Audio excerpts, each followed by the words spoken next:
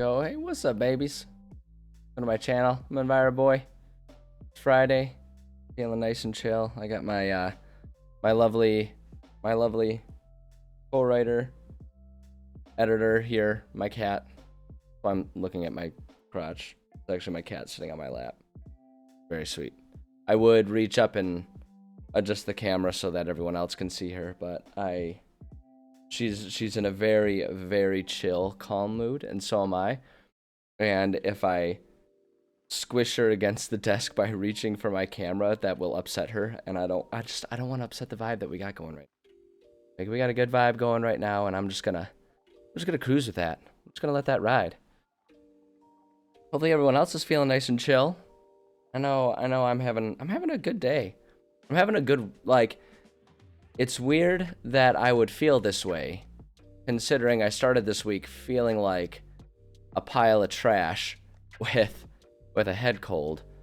And I'm still kind of going through it. You can probably hear it in my voice. I'm still pretty phlegmy. I'll be doing a lot of like, you know, type of noises today on stream because I've reached that stage in the cold, right? Like for me, I don't know if anyone else has this experience. I don't know if this is how it goes for anyone else. But for me, there's always a point in the cold process where I feel better, my energy is great, but my body is like, it just goes overboard in trying to make sure that we maintain that newfound return to health. And so it just like phlegm and mucus and phlegm, and it just goes and goes. And like, I'm at that stage of the cold now where like I can breathe, you know, just fine, but we're still just producing phlegm and snot and gross. And it's just like, it's my body. I mean, yeah, it's part of the immune response. It's not unexpected, really. If anyone's curious about it, I know the basic science, that the details are kind of fuzzy because it's been a while since I've been involved in the medical field. But the basics of it is your body produces all this phlegm and everything to create a barrier. That phlegm and mucus will capture any other viruses or bacteria or whatever coming into your body and redirect it to your stomach or out, right? Because we either blow our noses, or if you're, you know, someone like me who has issues with that postnasal drip, right, which is where the scratchy throat comes from because of all that mucus is dripping down your throat. You can't help it. You know, it either ends up in your stomach or it ends up in a Kleenex instead of in your lungs or in your mucous membranes and getting absorbed into you. So that's what your body does. So it's not unexpected that my body's doing this, but it's one of those situations where it's like, I feel great, no fever, nothing. I feel fine. I just sound disgusting. And that's the stage we're at. So, you know, there's some lovely TMI for everyone. But the reason I bring it up is saying that it's weird that it's kind of weird that I'm in such a good mood considering that that's what I'm dealing with. But I'm in a good mood today. I'm in a good place today. I'm having a good day. I'm having a good week. See, there we go. There's our phlegminess. I've got the fullest glass of beverage I could possibly, like, look at that. Look at how close we got that. Like, I'm not messing around, man. All the fluids. Tastes horrible because I just had a cough drop. Everything tastes disgusting. Oh boy. Cold life. Post cold life. Kitty is being such a sweetheart. She has been so snuggly. I think she must know that I'm like sick because she has been just the most affectionate little kitty she has ever been. It's being such a sweetheart. So I think she's gonna chill out and help us right today. So if you see me looking down towards my crotch, that's why. I'm not admiring myself. I'm just obsessed with my cat. She's a sweetheart. Absolutely sweetheart. Yeah. It's a good day. Good day. All right, let's do some writing, hey? How about we go ahead and do some writing? I think that sounds like a pretty good way to spend the day. Let's get ourselves over to our scene. Whoosh, there we are. All right, so yesterday we kind of threw an audible because I was out sick and didn't stream earlier this week. Kind of threw an audible last time or yesterday, and instead of working on like homebrew rules and stuff, we just kind of worked on the campaign. So we don't. It's not gonna take a whole lot to get myself back into the mindset of where I was beforehand. Oh, I know, sweetheart. Oh, you're so sweet. Oh, so precious. I really need to get a cat cam. I need to get a cat cam, just a camera that is freestanding, and just follows her around because she's just too adorable. It's too cute. I know. She scratched her eye. She does this thing where she gets like really overzealous and scratching her face, and so then she'll scratch her eye, and she's only got one of them.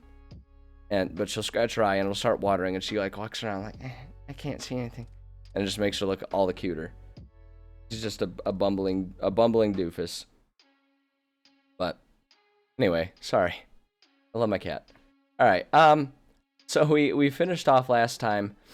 We were going through and kind of picking out what all enemies we wanted to present with our players during the chapter of this campaign that we're working on right now. We're working on a chapter that's going to be taking place in one of a near infinite number of abandoned cities that we can have in this world.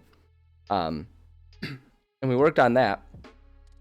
And actually, now that I'm remembering, we started working on mapping out, like making a map for this chapter. And so give me a second here. I'm going to pull up what we started working on last time. Let's open. There's looking for the one. Yeah, that's the one we started working on. Great. There. So we started working on this map. I kind of want to do this one a little differently than I normally do. A lot of times, so the way I generally structure my campaigns is I break them up into chapters. Each chapter, so like I have a very regimented approach to this. People who have watched my streams are aware of this, and it's just how I approach these things. It's how I make sure, like, it's very regimented, and some people probably aren't super big fans of writing their stuff that way. And that's like, everyone's got their own approach. Everyone needs to do their own approach. I'm very regimented in how I approach it. And I do that to make sure that I'm keeping a measured, intentional approach to increasing difficulty, increasing complexity, storylines, and all that kind of stuff. Like, it's regimented so that way the pacing remains appropriate as I'm writing deeper and deeper into a campaign, because I think it's very easy to kind of lose sight of whatever pacing you're doing when you're trying to write stuff, especially over a long period of time. So I find that if I kind of like template things out and work with a basic framework, and then just sort of like, instead of starting from scratch every time, if I want to do something unique, sort of rubber banding out from there, right? So we stretch out in one direction, do something unique, and then come back and start back in from our template, and then rubber band out in that direction, right? And then we come back. Like, I find if I do it that way, it's a lot easier to make sure that my variations still sort of meet the purposes or meet the functions that I need them to meet. So my baseline approach is every campaign takes place over about 10 levels of player, whether you start at 5 and end at 15, whether you start at 1 or end at 10, whatever it is, that's how I like to do it. I find that gives enough room to really get expansive with the campaign that I'm doing, the storyline. It gives more than enough space to really get something nice and deep for a story without it getting to the point that, this one cohesive story is so long that we lose track of where we are as we're going through. So each one takes place over about 10 levels, 10 player levels, balanced for 5 players is what I assume. And, because that's a pretty typical size I find for a group. If it's smaller, things might be a bit more challenging, but you can modify. If it's a bigger group, things might be a bit easier, but you can add more difficulty. Balancing for 5 is a good middle ground. And the way I break it up is I basically try to have like each level that's represented be a chapter in the thing. So it's like within each chapter I try to accomplish certain bits of progress towards our final, like our final goal, whatever we're trying to achieve. So in this campaign, players are trying to get 4 keys to then gain access to a long locked up and abandoned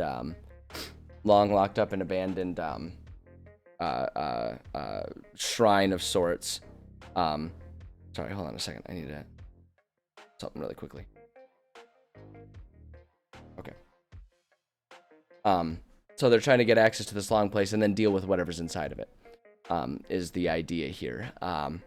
And so it's like each chapter I make sure we accomplish a defined step towards that, as well as having room for different like side stories and different things. So like in this chapter that we're working on, chapter 6, the side story is that they encounter this wizard who has sort of found a way to elongate his life virtually indefinitely, but in doing so, just because of the magical radiation involved in doing that, like the magic has sort of corrupted his mind so that he's kind of insane.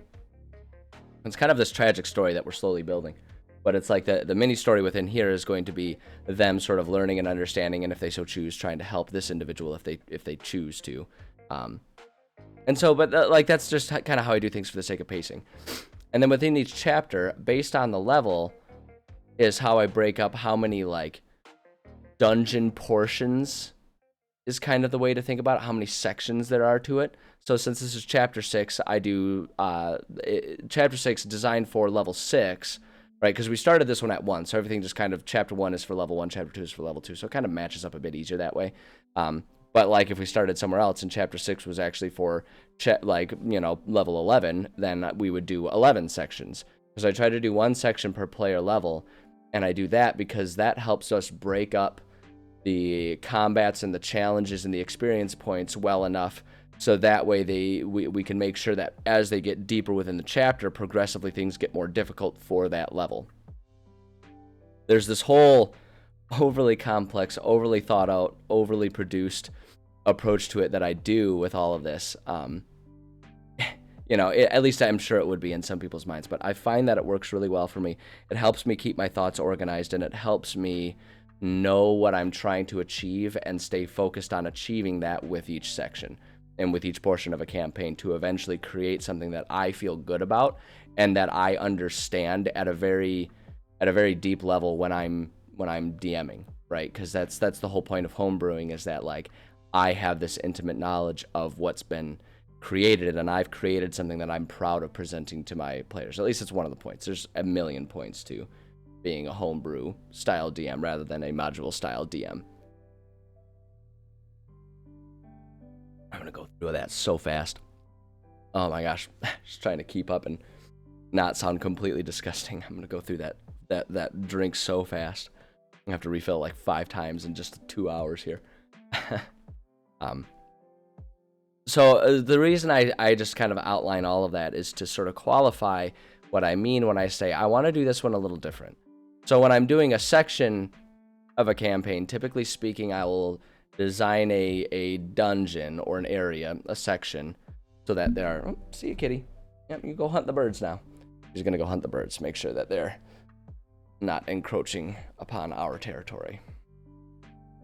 She got a new cat tree, which is to say I got her a new cat tree because we were very fortunate and had a sizable tax refund this year. And so I decided to get her a cat tree. And this cat tree is exciting because this cat tree has 4 levels instead of the 3 that the old one had.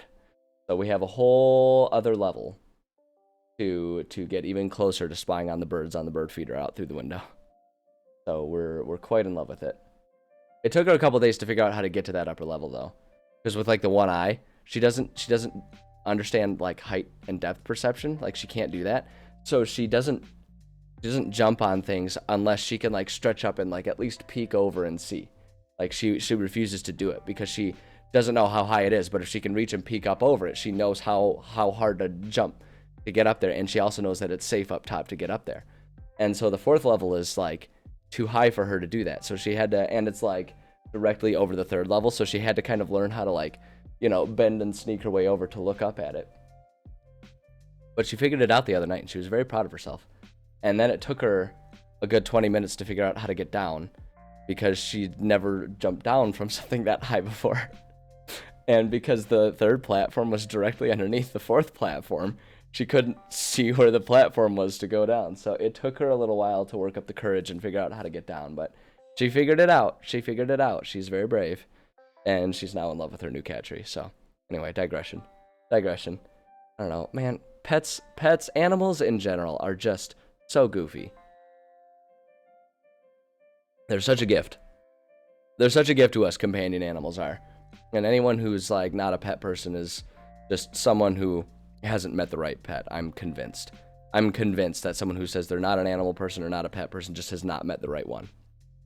Because the personalities that animals represent, of all species, of all sizes, of whatever, they're so unique and goofy and special.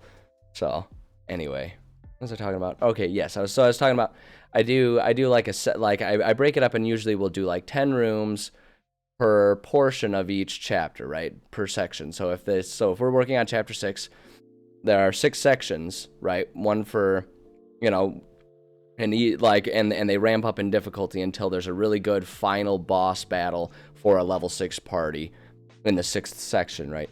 And so normally the way I would set that up is I would set it up as 6 sections that all have like 10 rooms worth of like dungeon. And so I just kind of turn each chapter into a series of mini dungeons that sometimes will permutate into a mega dungeon, and other times it will be multiple portions, right? So sometimes a chapter like has 3 sections. One of them is, an outdoor area that then turns into a temple, that then turns into a graveyard or something like that, right? I might break it up, or sometimes it might just be there is a tower that has, 7 floors, and that each section is a floor, and it's just a 1 mega dungeon type of thing. Like, it depends on what I'm trying to do with it. But that's how I know, like, doing the sections like that, that's how I know how much to put in based on the player's levels, because there's a certain science or a certain art to knowing how much to put in to be an appropriate length and appropriate amount of challenge. I mean, I break it down based on the experience points needed to level them up, right? Because there's like a scaling effect. There's kind of like an exponential to a certain degree, and then eventually it kind of levels off.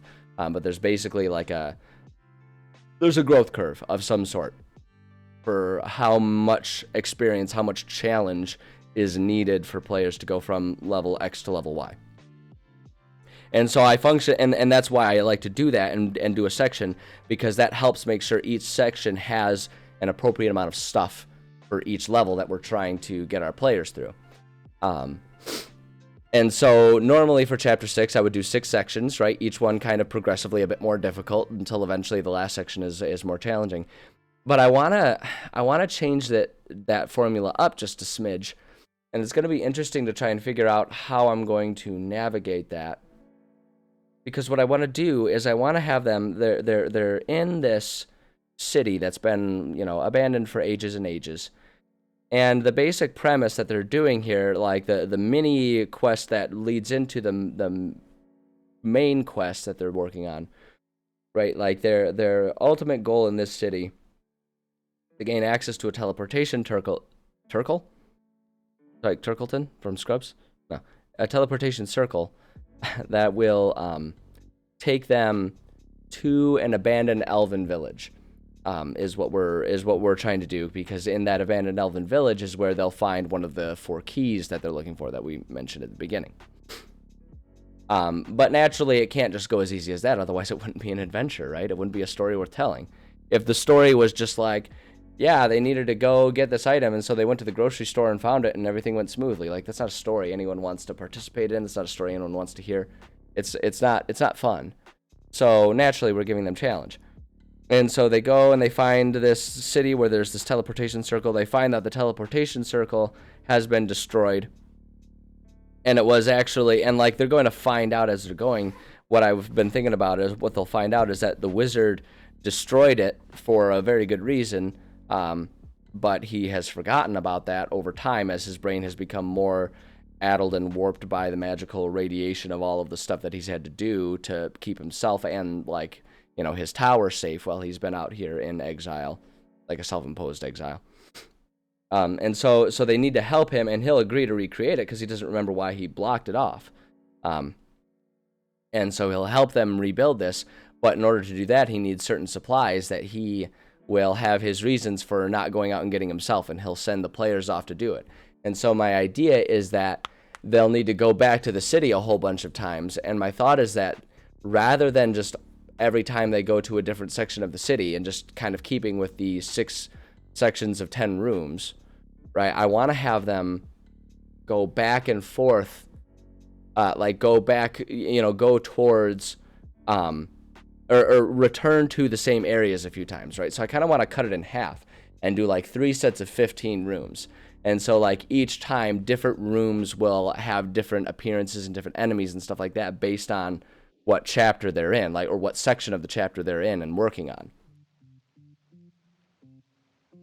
And my hope is that by doing that, I can achieve a feel of this city sort of like being alive, like it's abandoned. There's not people doing anything in there, but there's going to be wild animals roaming around and all that kind of stuff. And so my hope is that we can sort of create this feeling of the city being active and alive and having stuff going on in it is what I want to do. And so by mixing up and having different rooms that will have different stuff, like sometimes at one point different rooms will be blocked off or locked up, and then then the next time they come back, something has happened that it's like the door's busted open and they can go in there, but they'll find that there's monsters and stuff in there. Like that's kind of how I want to approach this, because I think that's going to make it a lot more interesting. I think that's going to make it fun. It's going to mix things up a little bit, and just generally create a fun atmosphere for players to enjoy, is the hope.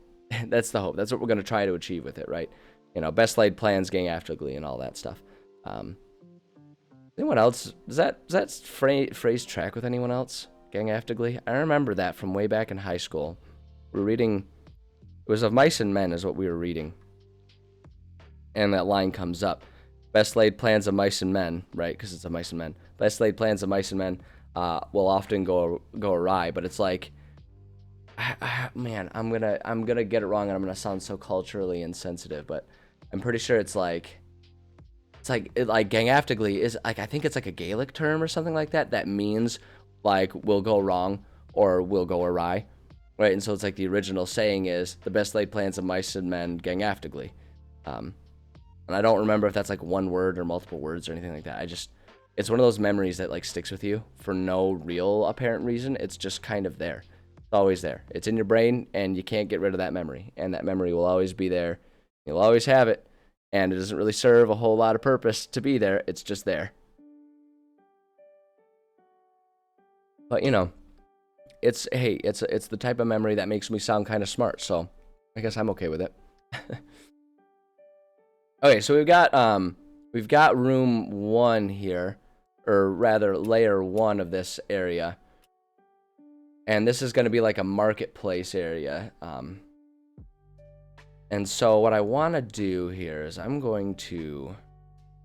want to get our frameworks going here. I'm trying to think about like kind of where to go and how to organize this and make sure I'm conceptualizing and understanding all of this really well. I guess actually what I'd like to do is I'd like to number each of these. Text box on there. So 1, 2, and the numbering is arbitrary, really. We just put the numbers here so that way when we put our notes in OneNote, we know which notes refer to which room. It's pretty arbitrary. It's not like there's any order that's important. I just do it as in, like reading English, going along a book page or something. How I usually approach it.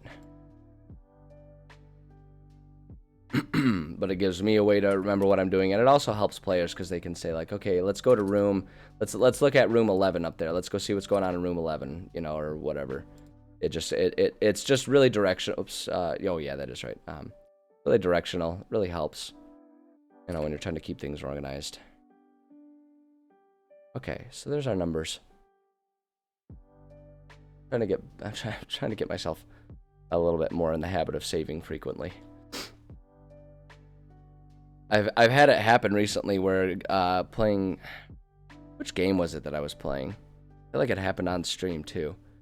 I don't remember which game I was playing, but there's a game I was playing that was like, it was crashing, and I was being a dum-dum and not saving, and I kept losing like a half hour worth of effort. I remember which game it was I was playing. I was being such a dummy. So I'm trying to like be more conscious about that stuff. I had a teacher in, would have been middle school. Must have been, it might have been elementary school. I don't know. I was part of one of those. I'm at the right age that I was one of the earlier generations to get consistent computer classes in school, where like they actually taught us how to do word processing and stuff like that. I mean, I know I wasn't part of the first generation or anything that ever had that, but I was one of the earlier generations to do that. I can remember we did it on those like colorful Macs. I don't remember those colorful Macs. There was like a green one and an orange one. Those were like the two most popular colors. And they had like black, and there's one other color, maybe like blue or something. I don't know. But we had a, there was a teacher. I never had this teacher, but I heard stories of this teacher at my school. That when the classes were doing computer lab classes, right, they were learning how to do this, that, or the other thing, and word processing. We would do word processing. We would do PowerPoint. We would learn Excel. We would do all those basic stuff, real basic stuff. But we would have projects that we had to do to demonstrate that we could do certain things. It was like, okay, write a Word document. It has to have this many fonts. It has to have this many different you know, it has to be double spaced. It has to do this, that, and the other thing, just to like make sure that we knew how to use all the mechanisms. But the teacher would apparently go to the power strips that all of the computers were plugged into and just flick them off while people were working. And he would be like, I hope you saved.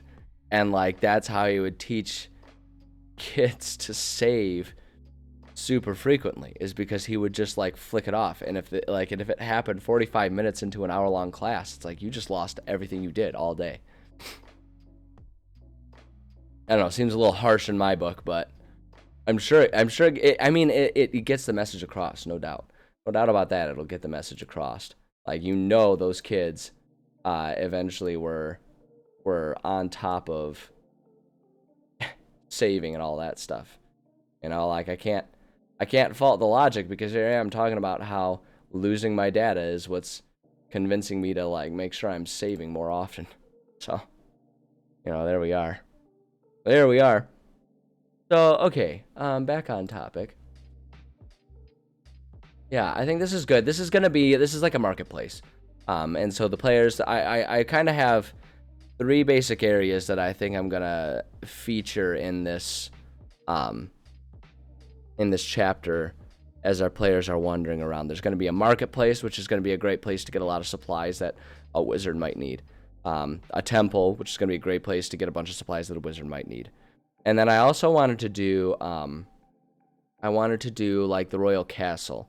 And I thought that, you know, maybe just so that it's not quite too obvious and formulaic, we could do, like, now I'm remembering what I was talking about last time.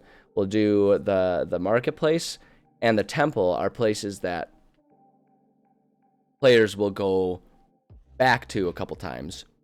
But then the castle, there'll be 2 separate ones. There's going to be the castle itself, right?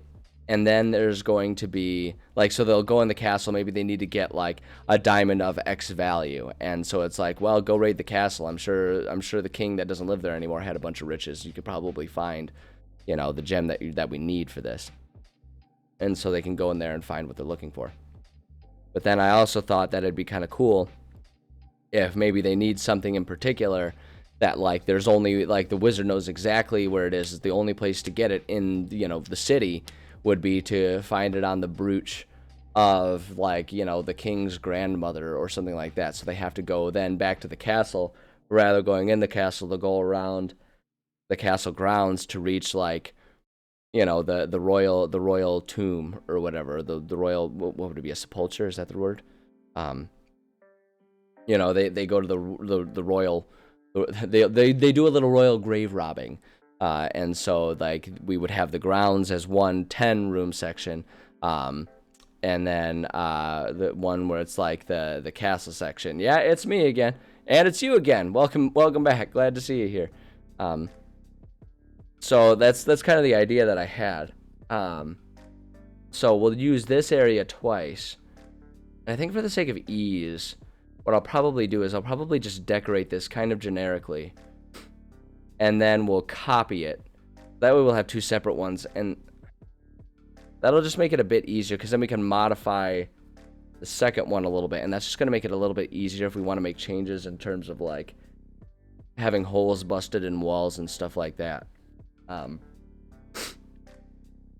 think that's going to make it easier to do it that way. So we'll do, I guess what we'll probably do is we'll wait until we've like really fully fleshed this section out, you know, for the first time that we use it, really fully flesh it out, because I may want to punch some holes in this stuff still. And then we'll just copy it, because we can do with this wonderful tool, we can create and we can clone our level, right? We can just clone it there when the time is right. I think that's going to be the easiest way to do it. So I think that's good as it is right now. I think that's good. I wanna just get like the frameworks of everything that we're gonna do, and then we'll start going floor by or section by section and doing the details for all of it. But I want to have a general idea. I still don't even know actually what order I want to do all these things in, all the different sections. But let's go ahead and let's start another new here. Let's make a new one. We'll do the same size. I think that'll work just fine. Okay. And so let's go ahead and just get like a framework for some sort of temple or something. And my immediate thought is we can kind of bisect this and have two floors. And so we can have a multi-story, thing going on here. I think that'll make it a bit easier to sell the concept of a single temple or cathedral or whatever having like 15 rooms to it, rather than just like, you know, like 5 rooms. So, you know, everyone has weak points, that's for sure. Mine is always on homebrew, like creating stat blocks. I'm just not good at it. I can take an existing stat block and edit it and make trades and modifications to it and have it remain pretty on par. But just like trying to start from scratch to create something is just, I've never gotten the hang of it. Same with like, there are some people who are just absolute whizzes at homebrewing things like races and classes. And I've never gotten the hang of that. Like, I can never come up with like a cohesive idea with that stuff, and I never really know where to go with it. I always, like, whenever I'm home brewing a creature or something, it usually ends up me taking an existing stat block that's close enough and then just reskinning the creature and saying like, okay, it's like, this might be a bear stat block, but I'm going to use it as like a really big bulldog stat block instead, and we're going to call it like, you know, Clifford the Big Red Dog or something. You know, that's like the best I can do when it comes to like stat block homebrewing, is just renaming things. Everyone's got different strengths. Maps are something I used to really struggle with, but just by forcing myself to do it a lot because I needed to for the sake of homebrewing and being like a homebrew DM, I started learning how to do it pretty well. And it's like, I wouldn't say my maps are like expert professional quality, but they suffice. They get the job done. And at the end of the day, that's just kind of what we need. Because ultimately, it's the theater of the mind. Even when you have a map, it's the theater of the mind that really takes over if you're describing things well and being immersive enough. And the map just sort of serves as like a baseline regulator for everyone to like have the same foundation, the same framework, to then let their minds imagine the details around. So kind of keeping that in mind helped me learn how to do it a bit better. But yeah, mapping isn't really an easy thing too. Like, that's the thing of it. It's certainly not. I feel like that it's not the most intuitive part of a lot of this stuff, unless you're just someone who has a natural like architectural mindset. Maybe people who play Sims would be naturally pretty good at it.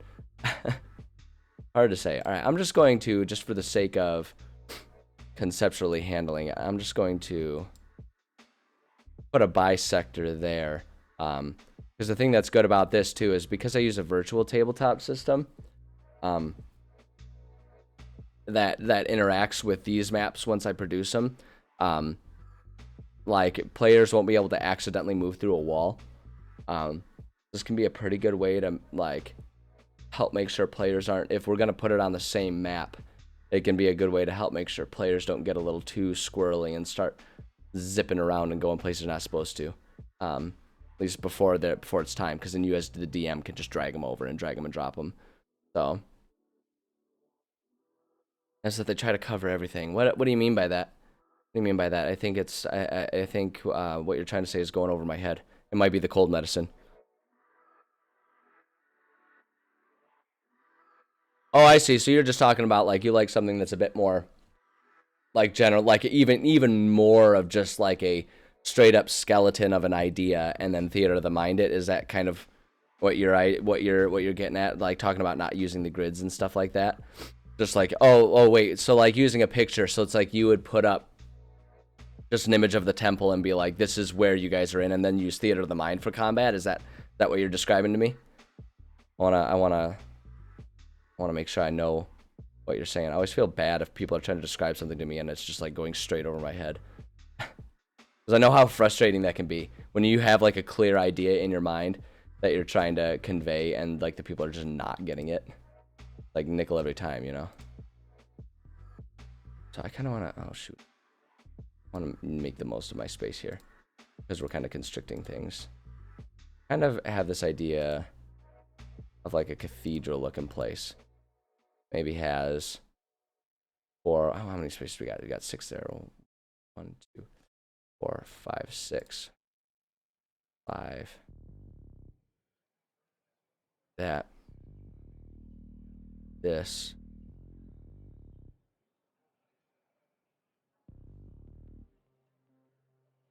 Gotcha. Yeah, no, like I played a lot of games that were theater of the mind. And I think it can be done really well. I think one of the challenges with theater of the mind for me is that so right now, just the way my life is structured and the way I'm able to hang out and spend time with my friends and everything that I play with, we have to play online. Hand-drawn maps, absolutely. Absolutely hand-drawn maps. I think hand-drawn maps, if I were good at hand-drawing things, I would absolutely prefer that. I think the hard thing for me is that I play online. So there's a couple challenges. I think Theater of the Mind is a bit easier to do in person. So like I think Theater of the Mind, because you're able to like have more natural flowing conversations, right? Because you're not worried about this, that, or the other person having more lag than anyone else, right? So it's like it's a bit easier to like correct and reposition things if needed. And so for that reason, it's hard for me to do that. And the other thing about playing online is like you need like it's I guess it's kind of part of the same thing. It's two sides of the same coin, really. But playing online, I find that having this grid that kind of snaps everyone in place makes it easier for people to sort of like, I guess, kind of wait their turn is what I'm saying. Right before they make any changes to describing or imagining what their player is doing. I don't know. It's hard to describe. But I know what you're saying, and I actually just like on a personal and emotional level, I do agree with you. I like hand-drawn maps and stuff better. I'm personally a fan of using grids and everything, but a lot of it's just personal preference too, you know? I think there isn't a right or wrong way to approach it, and I think it kind of comes down to whatever means the most to you and your crew, like whatever helps all y'all have the best time. Is really the important part of it. I don't know if I'm gonna like this floor, but let me check it out.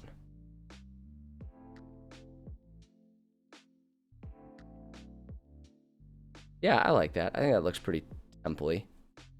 That looks pretty temple-y. Well, I don't know. Maybe it's a little too like kitchen.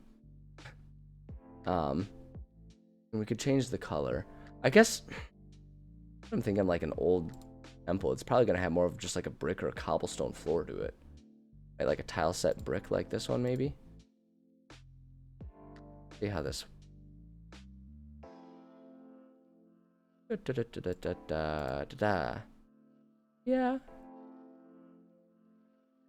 I don't know. I don't know. I'm not convinced yet.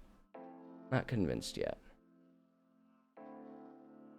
Let's just do like a little patch here. A little too sidewalk for my tastes. What if we do... I mean, I guess we could do like a wood floor. That wouldn't look terrible. I feel like this one's going to look a little too sidewalk for my tastes. Oh, it's a little too complicated. I mean, I guess we zoom in. It doesn't... Yeah, it's got a little too much going on there. I don't like that.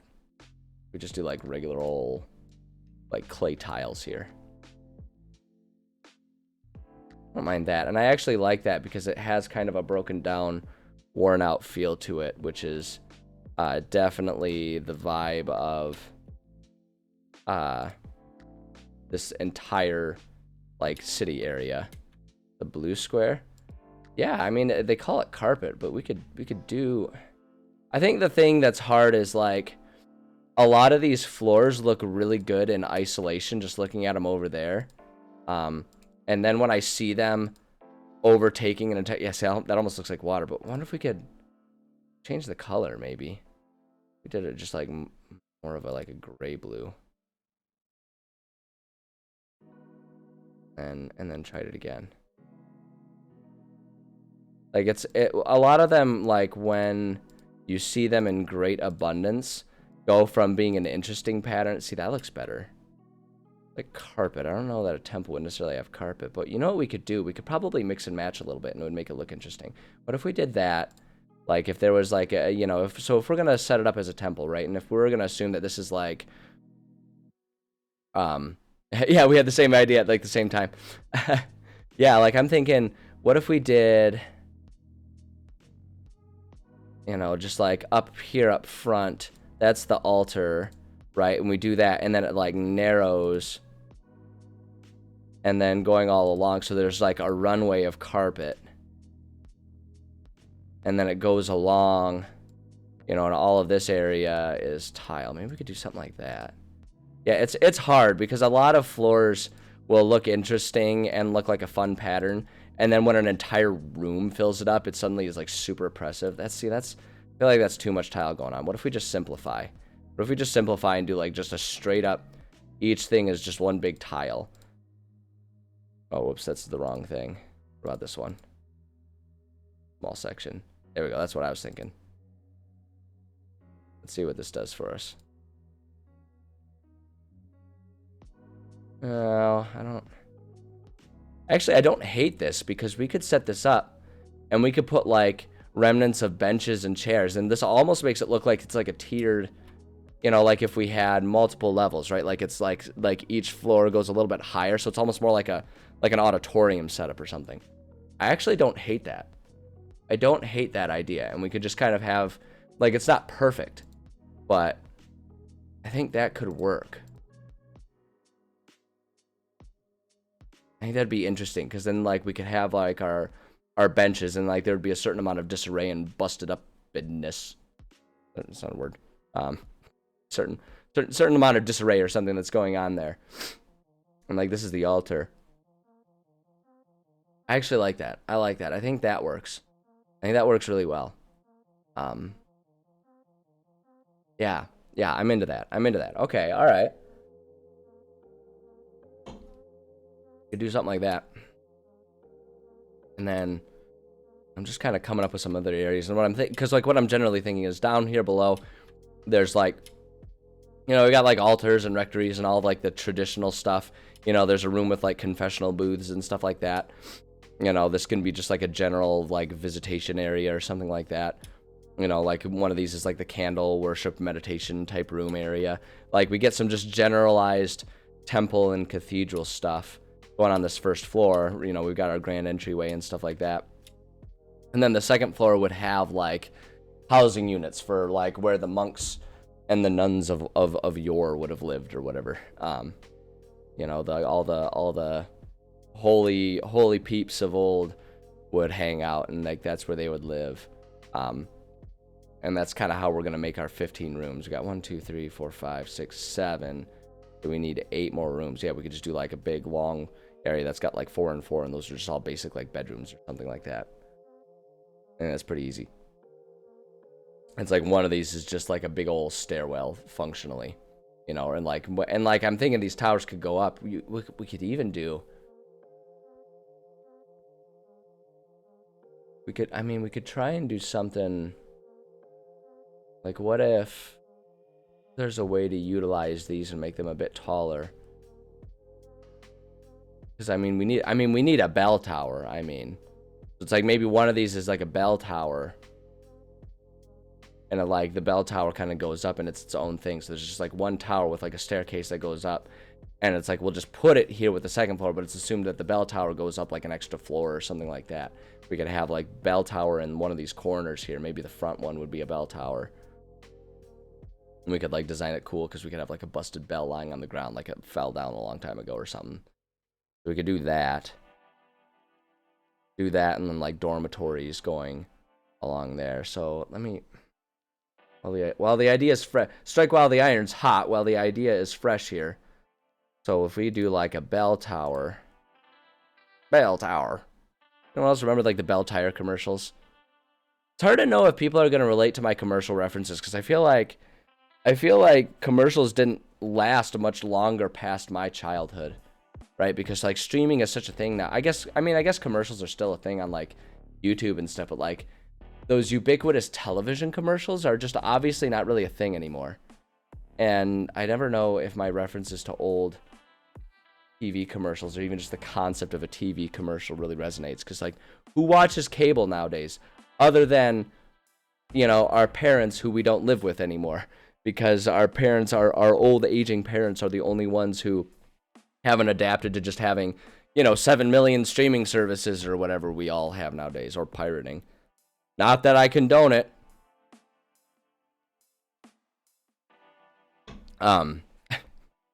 Stupid bit.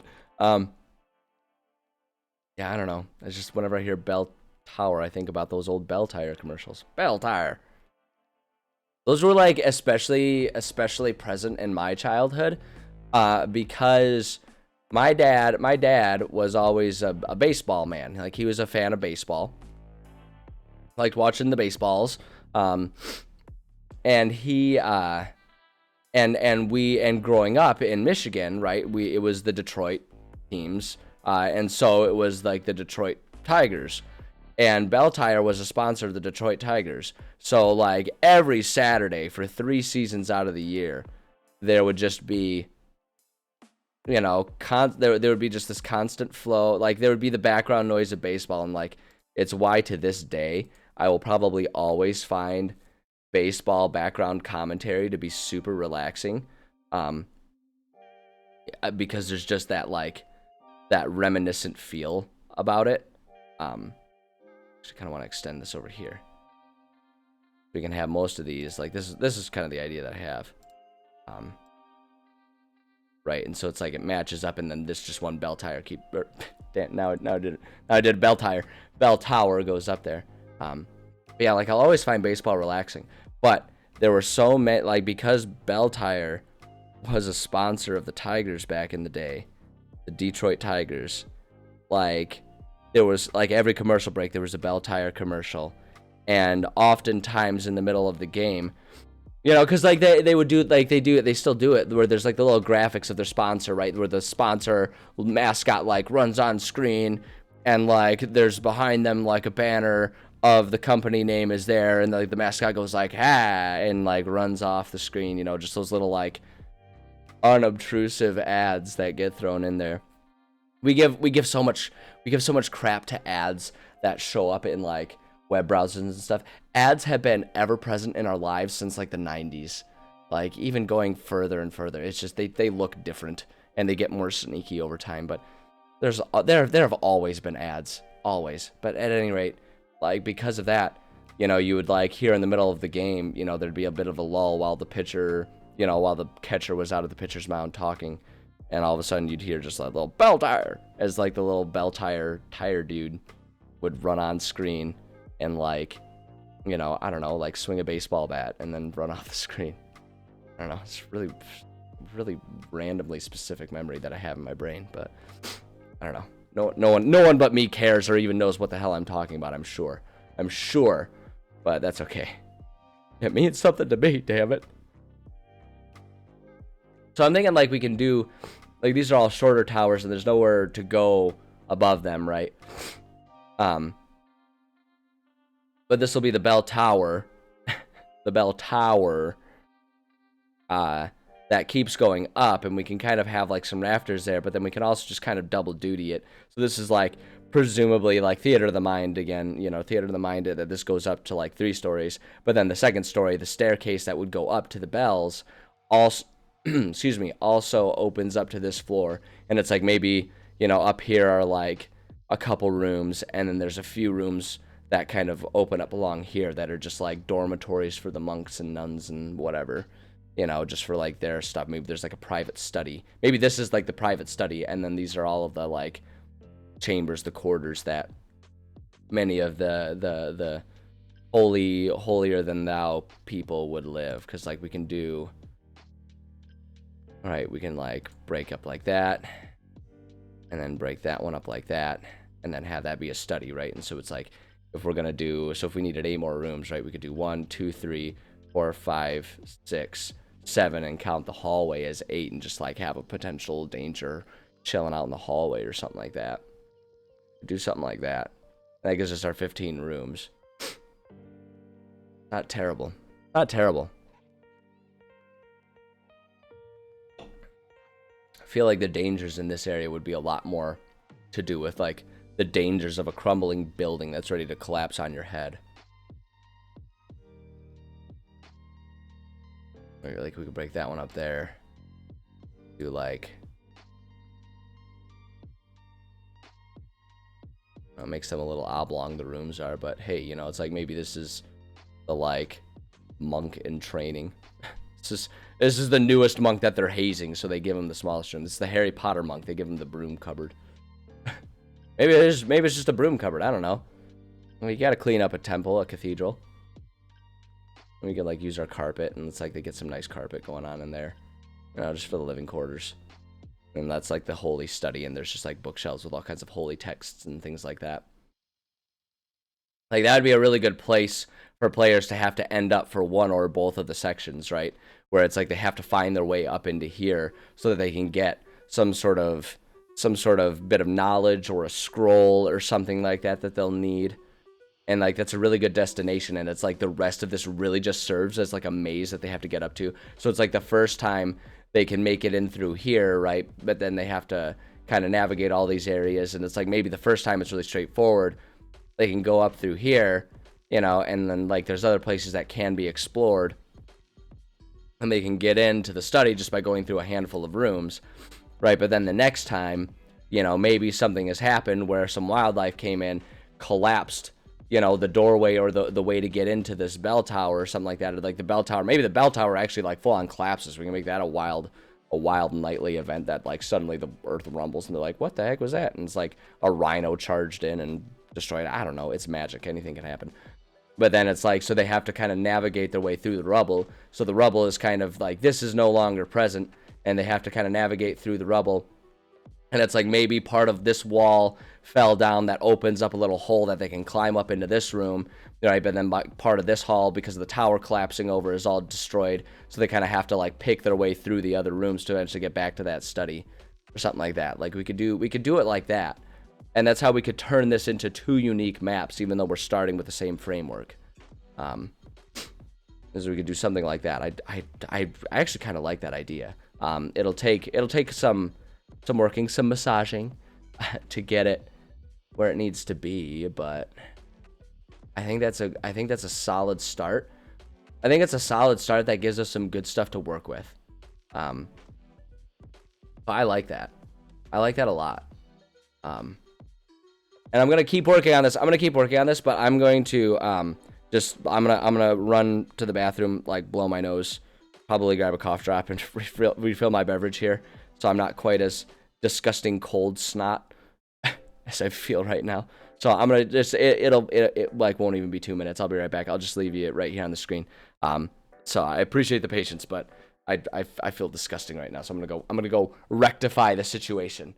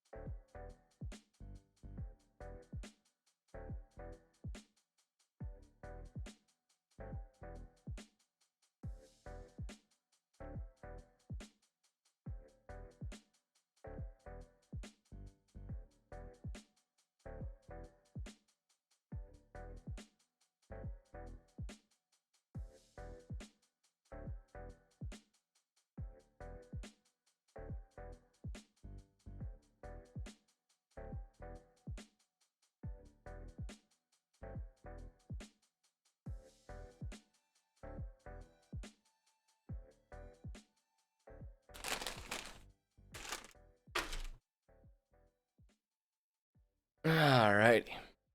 I'll have to excuse my rudeness. I don't usually like to eat on stream or anything, but I'm indulging in a cough drop, and that's just how things are gonna go. It's happening. I need that sweet, sweet menthol in my system. I don't normally do this. I don't normally suck on things on stream. Not this stream, anyway. Yeah, anyway. I'm a little loopy from the cold medicine. It's making my sense of humor quite lame. Apparently my sense of distance also, because now I'm banging into my own desk and shaking the whole system. Woo!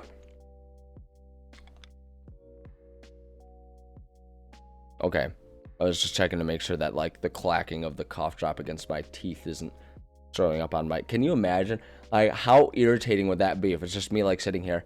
Like, talk about bad ASMR. You can just hear the clacking of a cough drop on my teeth. As I'm gently suckling it. Oh gosh, I gotta stop. I gotta get off of that train of thought. It's not wholesome. It's sinful. Dirty.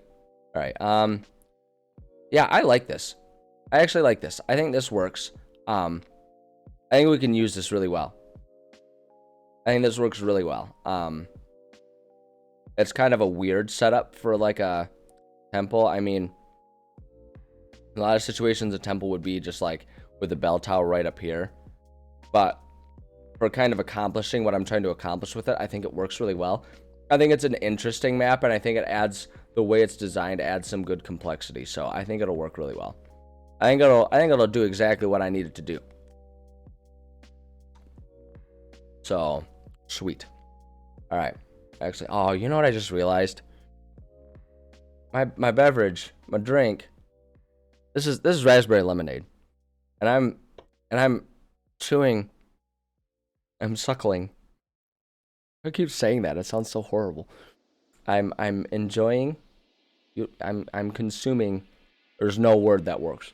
I have with me a menthol cherry pulse that tastes like cough medicine. This lemonade is gonna taste disgusting the first few sips that I take. It's gonna taste horrible. It's like the orange juice after toothpaste effect. Ugh. Just ugh with a side of ugh. You guys can enjoy the subtle but very noticeable grimace that will show up on my face when the time comes. All right, let's just add a few more basic details here. I'm not gonna go into too much detail yet for this one. I think for these, kind of imagining them having more of just like, yeah, like this sort of like pseudo concrete dirt floor type thing. Oh, bright, but it works. Do this, and then I actually want to change the ground around it to fit the setting a bit more. It'll brighten things up a little bit. I idea on how to handle that. Now I think this area is going to be a combination of like the carpet and this. I think that carpet, because I imagine this is going to be just like a big double door that would usually stay open, and like you would have a front, or like you would have like a carpet runner that runs all the way to the entrance there, right? Like full blown wedding processional runway there. But I feel like the rest of it is going to be just like a more basic like stone poured concrete. Well, not poured concrete. They wouldn't really, they've even had concrete at all back in medieval days. Certainly not in the way we think of it today. Well, I mean, I guess there's nothing too magical about concrete. It's just like the particular mixes of materials that they used that makes concrete concrete. I don't know. These are the questions that'll keep me up at night unreasonably. Yeah, I think that'll serve, because once we start putting other decorations and stuff in here, the floors are going to seem a little less oppressive. Because I think that's what I'm struggling with right now. The floors are just like super noticeable. The floors are just super noticeable, but once we put stuff on top of them, I think that'll be mitigated a little bit. For the upper floor, we're definitely going to do floor. Or for the upper floor, we're definitely going to do floor. Ugh, I wish we get that one's the like the alternating. I hate that look. It's just personal taste. Nothing. I hate that one too. I'm a frickin' wood floor. That's the one I'm looking for. Perfect. It even looks old and disgusting. That's perfect. Actually, you know what I'm gonna do? Just to make it easier, because like all of this is gonna be wood floor the way I want to do it. But yeah, they wouldn't have. Oh man, it looks so repetitive. It's like it's kind of lame. I wonder if I do the room separate. I wonder if that's gonna mitigate that. Probably not, because I put it over that one. Hold on, let's find out. Oh. Boy, controls. I think it's all gonna look the same. It looks. Oh my gosh, I hate that. I hate everything. I cannot be pleased. What if I just did it as like the room tool? What if I redid these as like here? Hold on. Got our stone wall.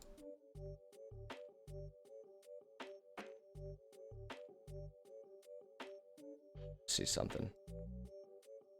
I do like that. Yeah, that floor looks immediately way better. Okay, that's how I want to do that. Go to our wall tool. Oh. Need to edit points here. Let's just delete these and we'll just rebuild it. We can make it we can make them better. We can rebuild them stronger. Yeah, we'll just rebuild it. I remember the basic layout here. That'll be fine. I really wish that the flooring tool would work the same, just using the floor, as it does for that room tool.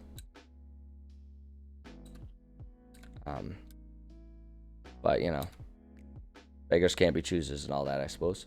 All right, let's just build as building here.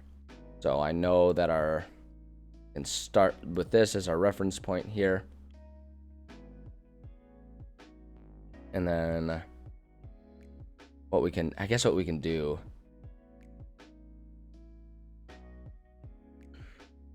bring the, and that's what, 3 from the, and that goes 2 deep. And it goes in with just 1 more. There. There. There. And let's just, yeah, there we go. Okay, there we go. And now we can just do our wall tool. That looks better. That looks better. Okay, I'm content. I have been mollified. Yeah, that'll look fine. Some of the wall connections might end up looking a little wonky like that, but that's the kind of thing that I'll notice, and literally no one else will notice unless I point it out to them. So it's fine. Fine. It's fine. It's fine.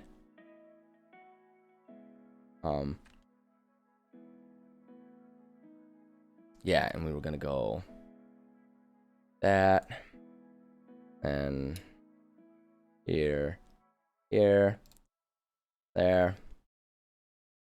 that, and we can, yeah, here we'll do, I think I changed up which ones were like the small and the big rooms, but that is neither here nor there.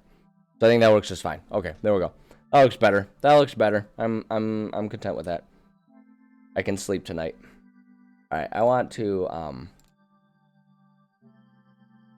change up the trend, because that always makes, like, for this settlement, like, look at this settlement: sand, gravel, dirt, and snow. Like, no settlement ever had a lawn, apparently. What with prairie? Do prairie, or we can do oh, barren's not quite the right one. Could do desert, but just like, I really want the grass to be browner. It's more of like a plains than anything else. But what we can do now is we can do that for like the pathway that leads up to it, and then just to like kind of make things, oh shoot, forgot, because this isn't actually 2 separate areas. So we can what we can do here, wait, check this out, check this out. I think it has a tool for this. Yeah, roof tool. Just do yeah, I think QuickBox will do it. And we can just do right there. See, now that's the entryway that you can't get into. Although I wish the,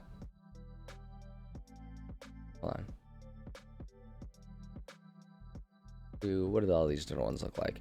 I don't know enough about roofing to know what all those terms mean off the top of my head. Do it that way. I guess I'd actually rather see it be like ooh, yeah, shingled with moss. That's perfect.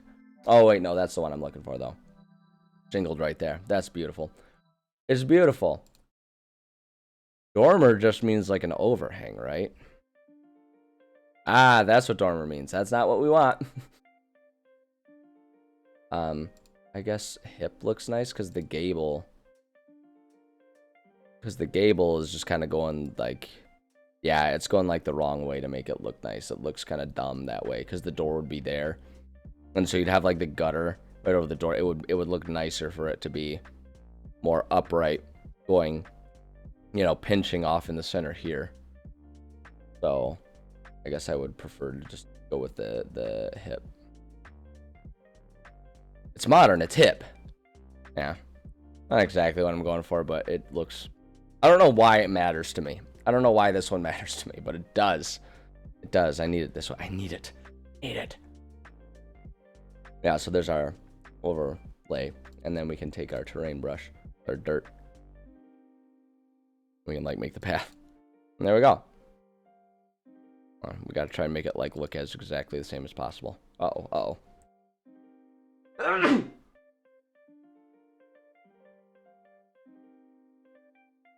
I don't trust it. There's usually 2 with me. These usually come in 2s. Okay, I think I'm clear. Try to not blow everyone's eardrums out by sneezing into the mic. Telling you, man, colds.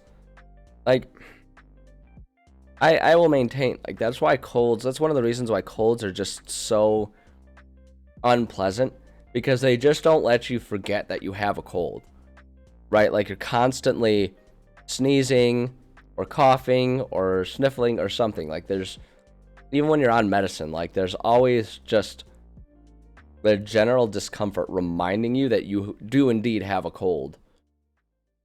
You sick, nasty person, you. It's just, ugh. Just, ugh. Anyway. Okay, that looks good.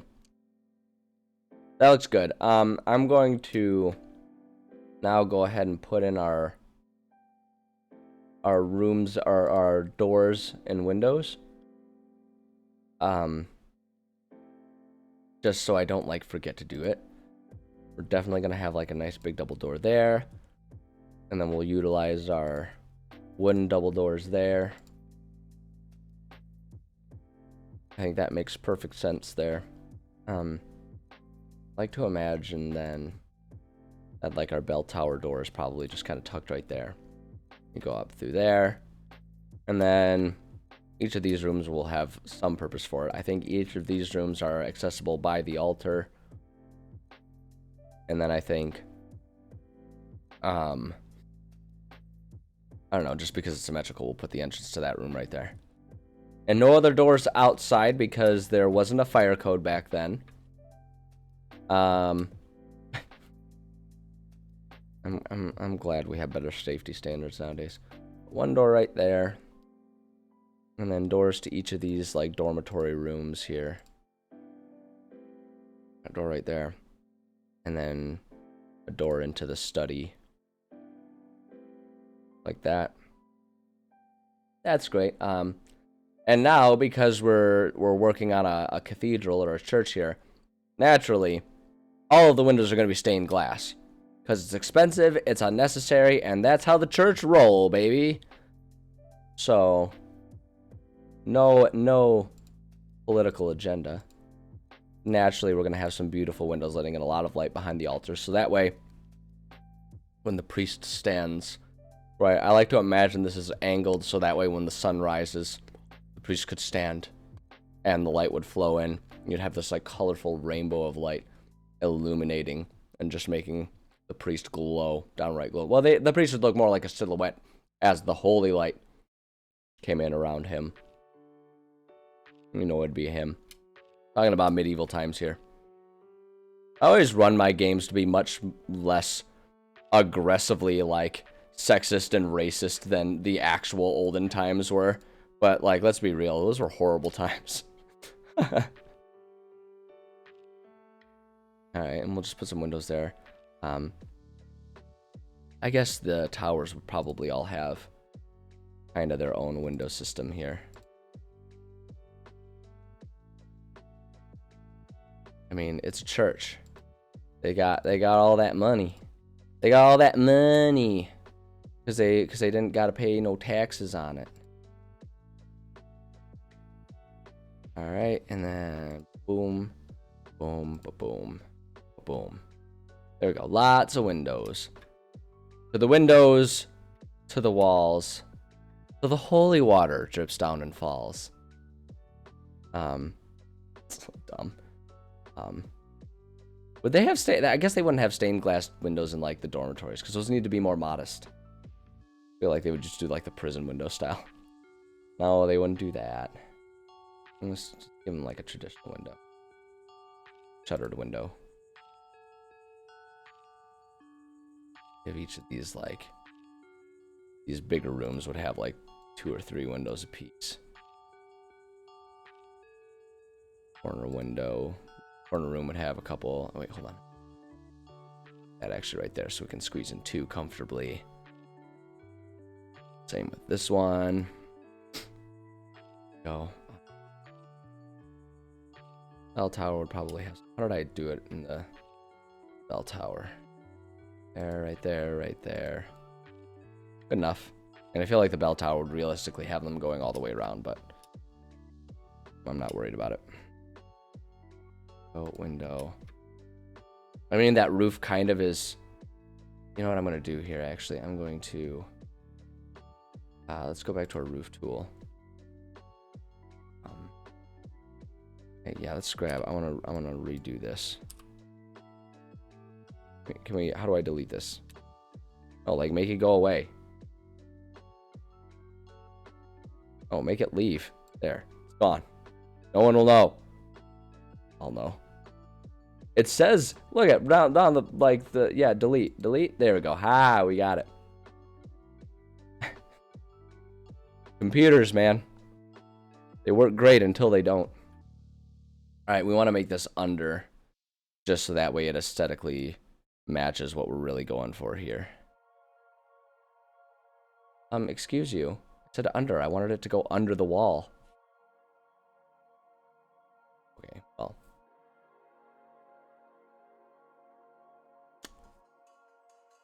Okay. It's just gonna look weird, I guess. Back to our Windows tool. I don't know why I care so much. It just, like, it bothers me when it's not perfect. And therein lies, like, the argument for hand-drawn instead of computer drawn, illustrated, made. There we go. Study windows, just the windows right there. I think in terms of how the online, like the virtual tabletop, will handle the map, I don't think the roof will stop the light from coming through, because, like, that's the idea, is they would still have windows that go over, like, that would look out over that roof area, for the sake of natural lighting. Oh, what did I tell you? Lemonade, first sip after the cough drop. I'm okay. Ooh, nope, still too much menthol. Give it a minute. Okay.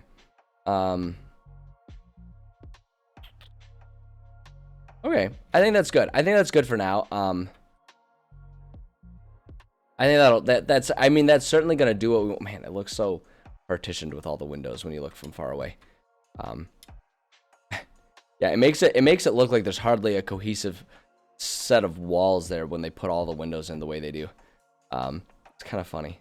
Oh no, all the windows are facing the same way. Okay, I'm gonna leave it. I'm not gonna obsess over it, but it bothers me that, like, they don't all face out or in. It doesn't really matter which one it is, but oh man, this is the crap that I notice. Who else would care? Look at it. See, look, the colored part is inside, the shutter is outside. Now, wait for it. The colored part is outside and the shutter is inside. I want to change them all, though. I want to go through and do all of them. Yes, I do. Gosh dang it. I'm going to do it. I have to do it. Just, it has to be done. What do we... Okay, yep, we need to go to our object grab. Okay, that one's right. Wait, hold on. Some of these are right and some of these aren't. Okay, we got to go through and look at every window. We have to look at every window. Because look, these ones right. These ones are right. Those ones did it. It's just these ones that are being poopy pantses about it. Can I just, like, rotate them? Yeah, I don't think so. We'll just delete them and put them back on. Yeah, look, because those ones, these ones, these ones goofed up too. Ah, and those ones goofed up. The ones in the back. I want those, like, those ones are good. Doesn't make any sense. No consistency.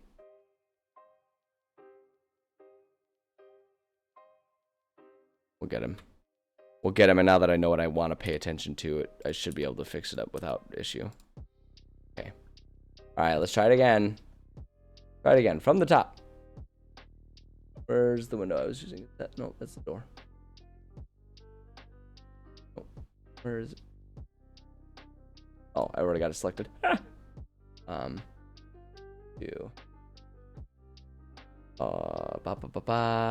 are we? Portal tool. There we go. That's what we need. So I need these to be rotated. Is there a way to, like, rotate them? Rotate 180. There we go. So if we do that, hold on, how did I have it set up? Oh, I only had 3. That's what I did. There. Good. Yep, those ones are facing the proper way. Yeah, that's how I want them. Because it doesn't really matter to me whether the colored part faces out or in. I just want them all to either be out or all to be in. So, I mean, yeah, okay, that's how I want it. Hi there, mouse. Where'd you go? There we go. Okay. Okay. Now, I don't think it matters for this one. Yeah. I mean, if we wanted to get really close in. No, I guess it doesn't really make a difference because, like, the wedges go in both directions. So for those windows, we're good. There. It was super necessary and important that I do that and obsess over it and demonstrate that there's something not right going on up there.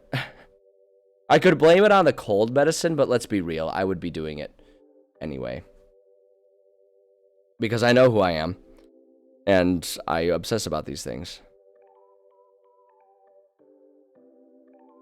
Okay, we're good. It tastes okay now. We've had enough time since the cough drop to reset the flavor profile here. Now it's refreshing. Okay. So I think this looks good. And I have not saved once, which was dangerous living right there. This is Minadala part 2. Savi that. Great. Now I kind of want to work on making like the castle, because this was our temple, our cathedral, or church, whatever you want to say. I guess they're all technically a little bit different, depending on which word you use, but colloquially they're kind of all the same thing. It's also imaginary land, so they can all be whatever I want them to be. So, you know, we got that going for us. But let's go ahead and start another new.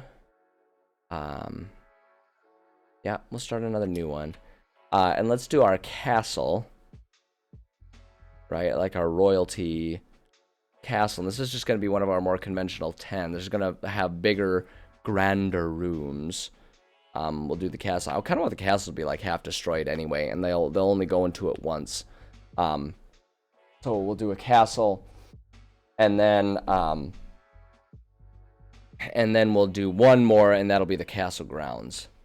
I want to get all of those kind of mapped out. The castle grounds is going to be interesting. It's going to be all outdoors, and that one's going to be it's going to be very much, it's going to look like a swamp. Like, it's not intended to be that, but it's going to look like I mean, it is a swamped out, like, hedge maze garden type thing, is kind of what we're going for with it.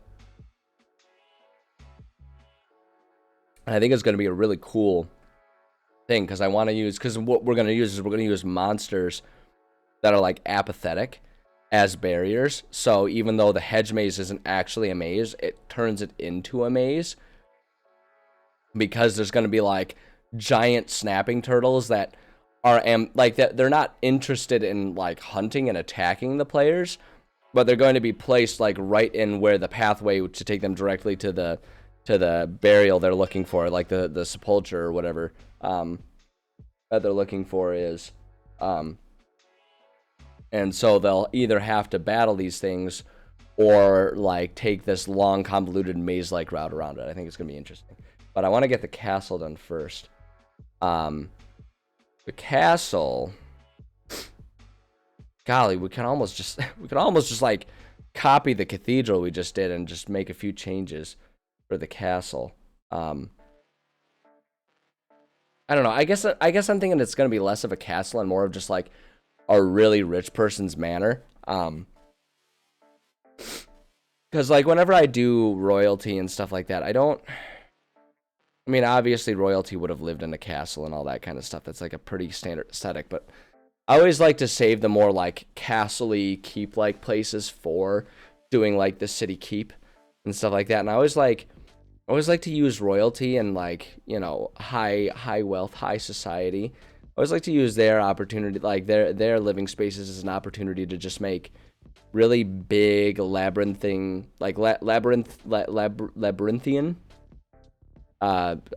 networks of rooms, and just these big clusters of chaotic rooms and everything, which is what I like to do. kind of make it like a hidden maze inside of it. And I do, like I say, I do kind of want to make this one so that it's like half destroyed already, so they kind of have to pick their way through some rubble to get up to where they need to go. And so, like, my thought is that normally the castle would obviously have multiple floors, but it's like the second floor is so degraded and half crumbled that, like, the second floor at one point turns into the first floor, right, and vice versa. So, like, there's, like, maybe this, like, line of rubble that goes through here, right, and this part here is, like, the second floor that's, like, kind of just, like, fallen, you know, like, part of, like, the wall has, like, fallen in. And so they kind of climb up, and this half is just like the second half because, like, the rubble fills in and blocks off going into this part of the first floor. And it's like they can just kind of get up there, and they have to navigate and network their way through the upper parts of it is kind of the vision that I have. So I'm going to see if I can't kind of get something thrown, like just tossed together here that conveys that. So if that's our halfway point. Right, we can just have kind of an entryway. Like an entryway there that maybe leads into like a grand hall of sorts. Right, like a grand entry hall. Thinking about just like all of the unnecessarily large, extravagant rooms all of the rich bougie people of a city would have. Right, so we can set that up there. Like, that's the grand entryway, and then it's like maybe back here would have been like some sort of ballroom or something like that, right? Like the really important places for royalty to be. So like this can just be like a huge arena, but like if we have our line of rubble that like crumbles down here, right, and like turns this, so like what we can do is we can, right, like set up our line that goes along like this, right, and it's like this is, so this all turns into second floor. And so if we edit our points here, let's just delete these. Oh, I didn't want to delete that point. That's okay, we can get there. Actually, that works. Back to our creation, right? And so we do there. That goes there, and then we have a little chunk of wall that goes just right there.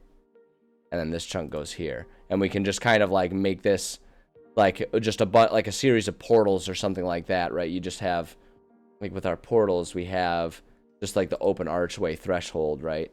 And so you just kind of do like a handful of these, like those are little avenues, and like we could even try and get sneaky with it and like put some stairs or something to like kind of functionally have it serve the purpose. Like if we do that, then it's like climbing up, and then in here is where we'll find our second story type of stuff, right? And we can get just like our wall here just to balance it out, right? And then just to make it all symmetrical and everything there and there, right? And so it's like we can partition this, so it's like we have like the ballroom, like this is absolutely humongous, like this is ballroom, but like that's where the royalty would have all of their events and have their large like dining hall events, and the tables would be moved to the side for dances. What is going on with our stuff here? I am going to edit these points and redo this wall. I am not super stoked about what's going on here. Do this the weird way. There we go. Okay, let's try again. Not editing points anymore. Okay, that looks a bit better, I guess. I don't know. Weird. It looked weird to me, but now it looks better. Okay. Maybe I'm just an insane person. It could be both even.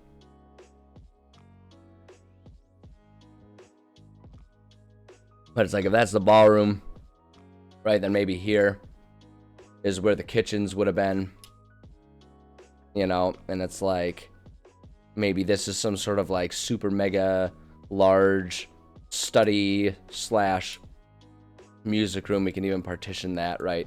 So there's like a musical room where it's like, oh, Elizabeth, play us play us a tune on the piano. You've been studying so hard.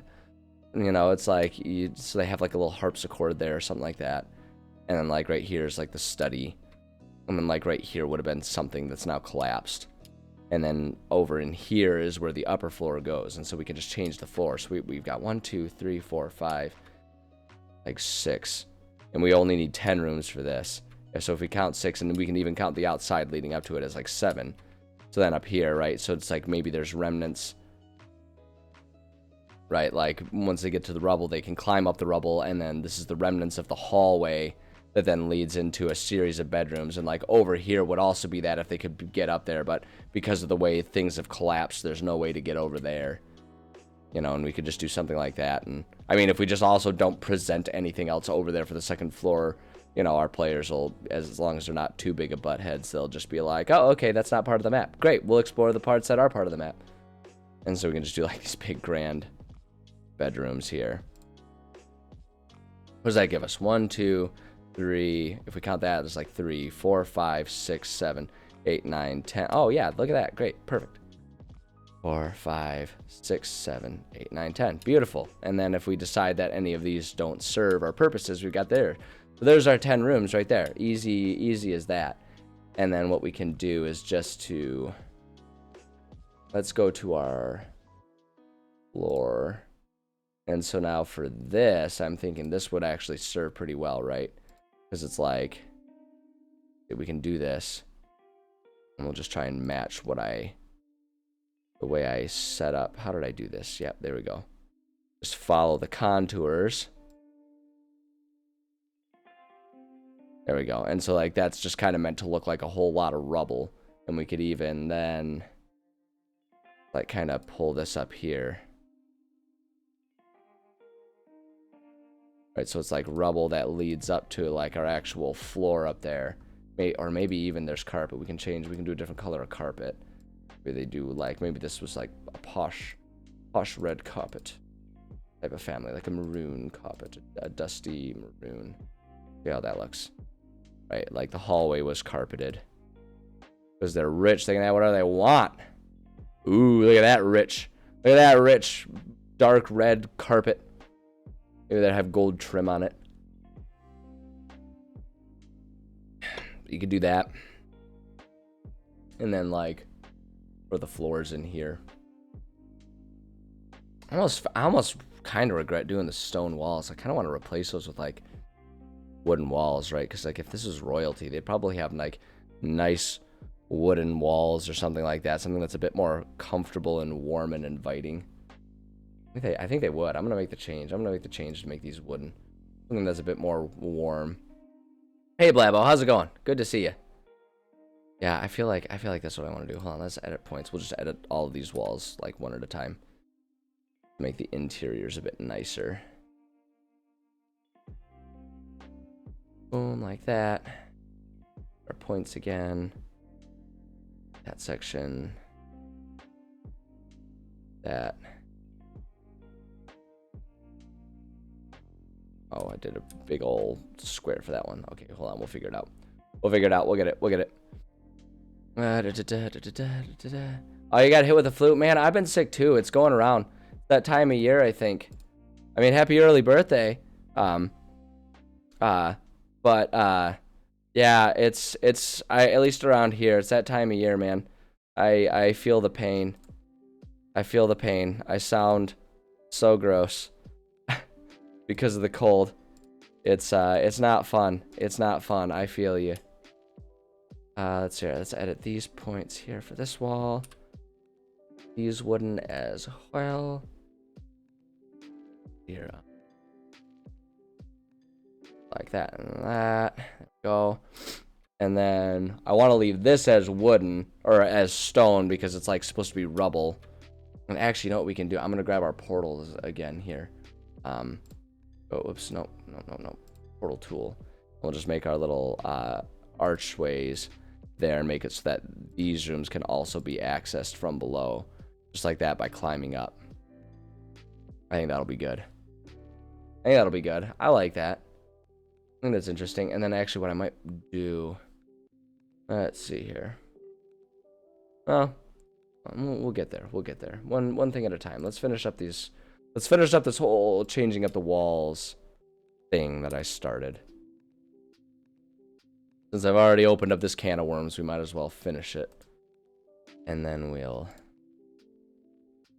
do what we need to do to change up our floors and everything. Boom, there we go. There we go. And then points. Like that. I had it like going here. There we go. Perfect. Oof. Yeah, yours is way worse than mine. Yours is way worse than mine. Sounds like I had the runny nose, scratchy throat suite, and that's been about the worst. That and just really tired. It's really tired, but that's kind of any illness. So yeah, I'm sorry. You got it way worse than me. That's rough. That ain't no fun. No way, no how. All right, there we go. So there's our wooden walls. That looks good. What I kind of want to do actually is I'm going to take, let's go back to our flooring tool. So I want to make this, it's all going to look a little like goofy naturally. But I'm going to, let's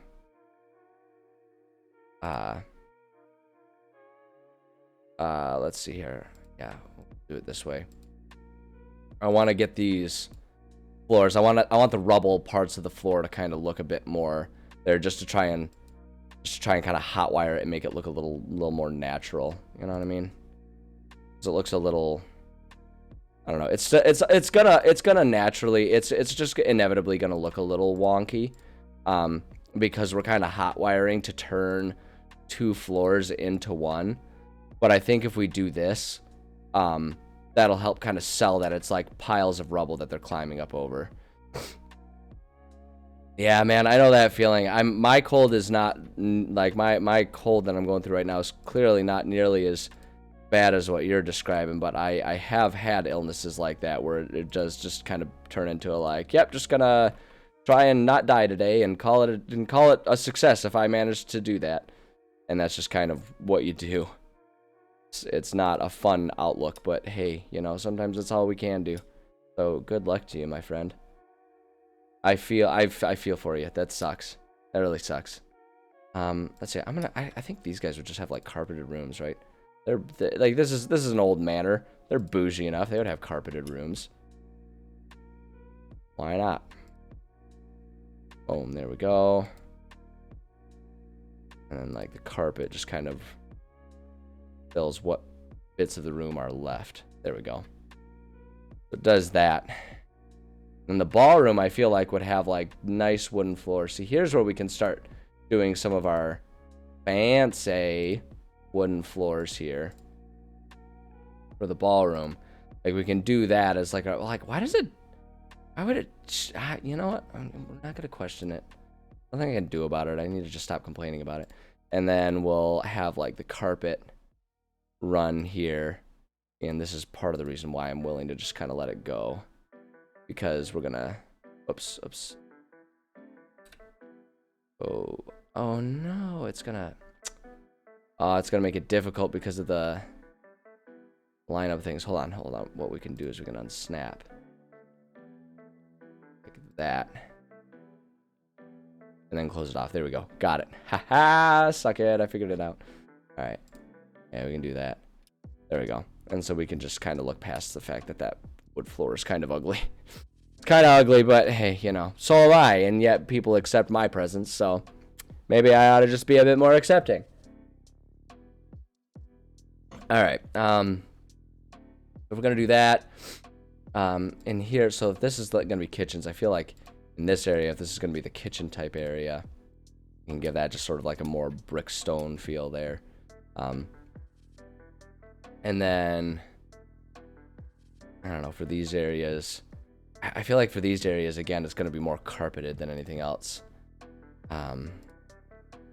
That one, and that one, those areas would be like carpeted areas. I'm being lazy and giving them all the same carpet, but, I mean, we're talking about medieval times, so I feel like, to a certain degree, carpet, even for the wealthy, would be Like, yeah, you get your one color of carpet, and then you thank your lucky stars that you're rich enough that you get that, and call it a day. That like carpet would be down there, so it's like all rubble that they'll climb up there. I feel like the entryway is gonna have something a little different. I feel like the entryway, maybe we can do some wood flooring or something like that, which is, we all know what my feelings on the wood flooring are here. We'll do wood flooring, and we'll do like a carpet runner or something like that goes through it.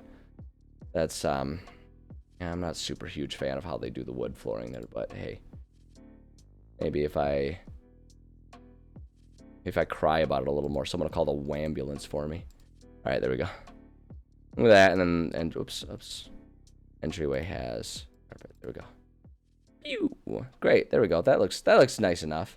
That'll serve our purposes. I've been watching Critical Role. So I have not been watching season or campaign 3, and that's because I'm catching up and enjoying some different podcasts, some different live play podcasts. Like I've been watching I was watching Y'all of Cthulhu for a little while there. That was a really fun one. And now I'm going back and listening to some of the old Adventure Zone podcasts and stuff like that. And so what I'll do is I like to wait until there's a nice big chunk of Critical Role and then kind of binge it, because the way I listen to podcasts, like I don't listen to them like super duper attentively. And so like, I guess what I mean is like, I don't sit there like with Critical Role, you know, they have their YouTube versions. I don't sit there and watch it like a YouTube show. I listen to it while I'm working on other stuff. So there's like a lot of starting and stopping. And so it can be kind of hard for me to keep track of what's going on based on like, because sometimes if I have a lot going on, I'll put on a podcast and I'll listen to like a full episode, and then like a week will go by and I'll have to try and remember what was happening. So I like to listen to it in big chunks, and it's like, okay, we're going to listen to this big chunk of it, so that way I understand exactly what's going on. And then I'll listen to some other stuff, wait for another big chunk to get made, and then catch up again. So I have not been listening to the most recent one. But I intend to probably pretty soon. Probably once I get to a good stopping point, once I finish one of the Adventure Zone arcs, I think there'll probably be a big enough chunk for how I like to listen that I'll go through and catch up on campaign 3. I've been trying to stay away from spoilers, at least too many of them, but the last two, do you mean the last 2 campaigns or just the last 2 episodes? Let's see. I'm gonna change the wood floor. I am not a super ultra fan of this wood floor, but I like this one better than the other one. So last 2 episodes. Gotcha.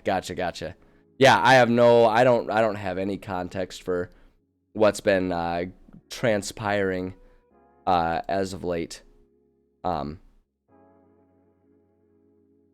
Get that a little bit there. Fresh cut grass. Yeah, I did listen to like the character introductions. I'm excited about the characters. Fresh cut, true to form, Sam Riegel. His characters are something else, man. Like his characters are like he refuses to not be the comic relief for their crew. And it works. Like it works. He knows what he's doing. He knows what he's doing for it. So I think it'll be fun. I imagine I'll enjoy that character as well once I get into it. Like I have little doubt. Let's see. I need to get some doors going here. Let's do like a nice double door front. Oh wait, hold on. I would like to snap these back to the grid. Take those so that the knobs are facing out.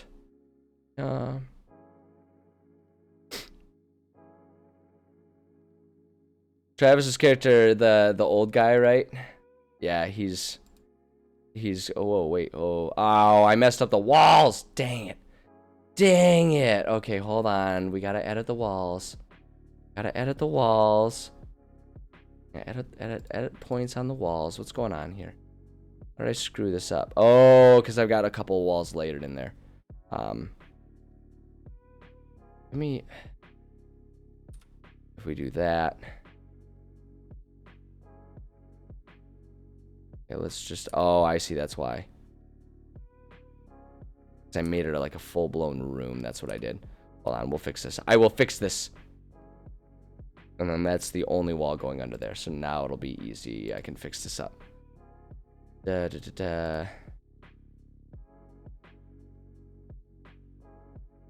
go. There we go. And now we can do our doors. Now we can door it up, and it'll be fine. Favorite NPC is Edna. I have no idea who any of the NPCs are, so I'll have to keep an eye out for who that ends up being, because I have no context or idea. So I'll have to pay attention and see what the deal spiel is. Let's see here. We can just do a few other doors here. I'm just gonna finish plopping doors and windows in here. If these are the kitchens, I feel like they'd probably have 2 doors, so they can have like an in and out system going on for like the banquets and stuff like that they might want to do. And then I feel like I actually want to do, I'm gonna grab this. I feel like the study and the music room would probably have like a big enough, like a double door type of thing to open it up so that it can almost serve as like a single room. Like that. I think that'll be good. Like I would almost imagine there'd be like 2 sets of double doors actually. Now that I think about it, I'm gonna do it that way. I like that. Boom, boom, and like boom, and boom. There we go. Perfect. Yeah, that's how I like it. Yeah.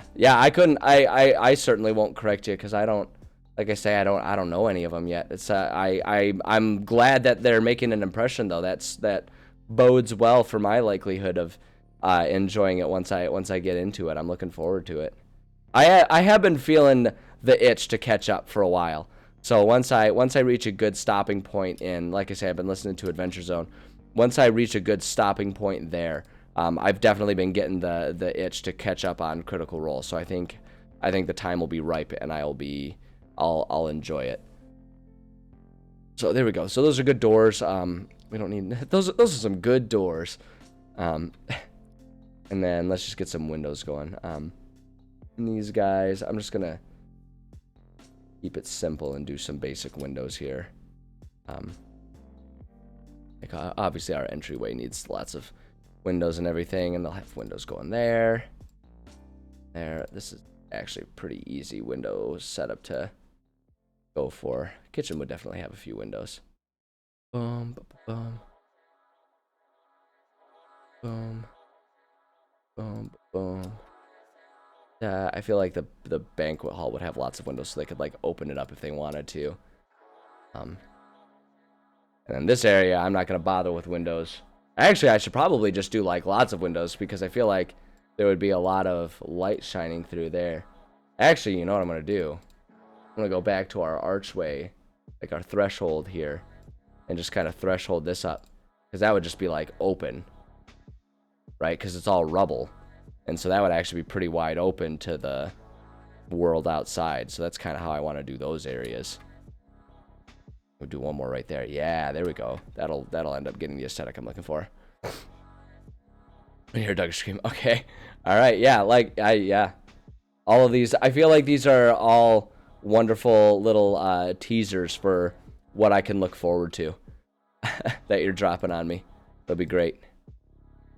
That and put that right there. Let's do. Give this one like 3 windows. This one we'll do like 2, 2. Do it like that, and there's our windows. And there we go. The nice wide open. That looks like a big, overly spacious rich people home with way more square footage than anyone needs. I mean, like, this is where it gets kind of goofy. Because like each of these being 5 feet, so we've just like described rooms that are like 50 by 100 feet, just absurdly huge. But like it gets, you know, because the thing that's hard about it too though is like the scaling kind of feels weird when you use like a grid system like this, because, you know, like generally speaking, you use like 1 inches, you know, like 1 inch squares or whatever, and then they'll make like tokens or character pieces that fill up like a 1 inch square board. So it like the scale always gets weird, so these rooms feel smaller than they mathematically are. But But hey, you know, like I say, this is a rich bougie home, so might be boozy. I don't know. Probably not anymore. That's probably been looted a long time ago. Laudna. Oh, isn't she the super goth one? Everyone's just absolutely in love with Laudna, from what I can understand. That doesn't surprise me. Everyone's into Laudna. No, I appreciate the minimal spoilers though. It's fun to, like, I'm not someone who like throws a fit and gets mad at people for dropping spoilers. Because the story is still fun, even if you know how the ending goes. That's why we rewatch movies and replay games and stuff like that. So I don't get too mad about it, but it is kind of fun, like, the first time to be able to enjoy that. So I do appreciate it. And then we're just going to set this to prairie, so that way it's a bit brighter and sunnier and happier here. There's the character. Well, no, that's what I mean. That's what, like, I guess that's what I meant. Like, not that, like, people were shipping or anything like that, but, like, people were just, like, really liked the character and thought it was a really good character. All right, there we go. I like that. That serves what I'm looking for here. I have to save my progress so I don't lose all this. This is gonna be Minadala part 3 here is what we'll do it just for easy tabbing and everything. Save that. Good. All right, cool. We got some good maps going here. We got it kept replacing all of them because I would have pulled up and we could just kind of survey all of them here at the end of writing stream here, but oh, that looks good. I like it. I like the progress we made today. I think we made some good stuff. I'm really excited about having these maps done.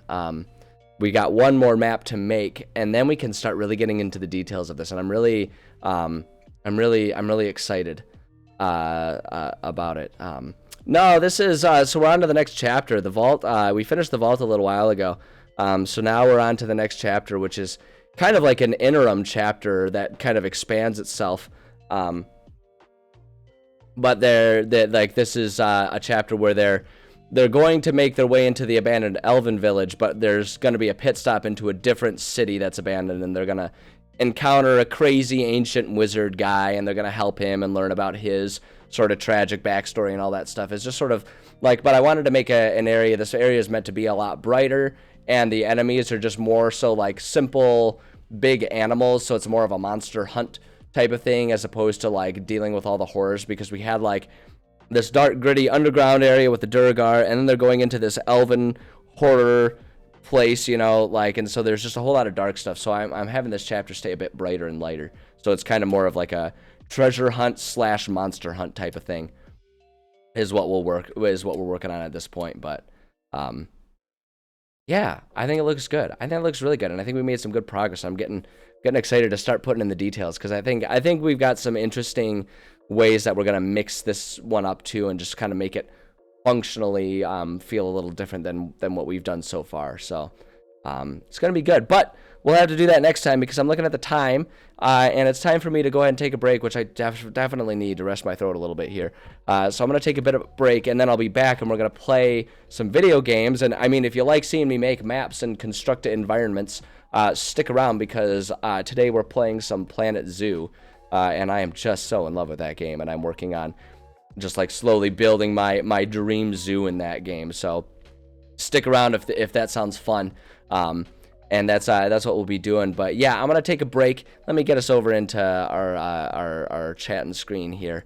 For the sake of the VOD here, I'm just gonna do my little VOD, my end of the VOD spiel, because I'll take a break and I'll leave you guys here with music, but eventually it's gonna flop over, so that way when I put the VODs up on YouTube, you know, we've got our separation there.